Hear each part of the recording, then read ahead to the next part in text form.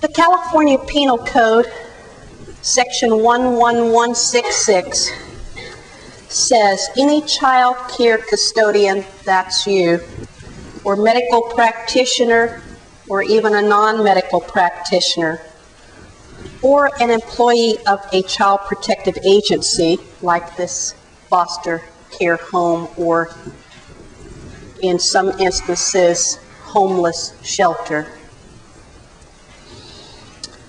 who has knowledge, you know this abuse is going on, or you have observed the child in your professional capacity. By professional capacity, we mean in the course and scope of your employment. Now, some teachers say, well, it happened, but it didn't happen on my watch. It wasn't in the confines of the school day, so it doesn't pertain to me. It does pertain to us. It is our responsibility if we know or if we observe that a child in our care is being abused. So if you know, or as the court points out, their test, have a reasonable suspicion, not quite sure, but I think it could be going on.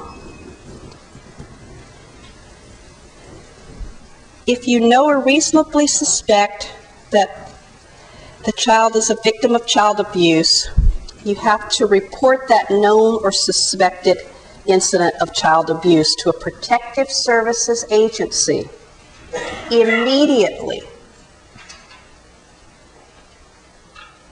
Not the next day, as soon as it's convenient, when I get a chance.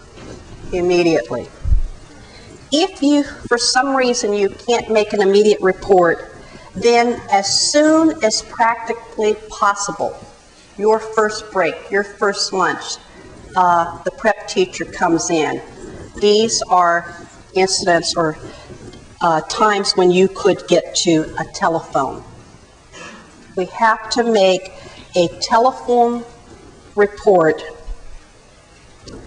immediately or as soon as practically possible, and then follow that telephone report to that protective services agency up with a written report within 36 hours.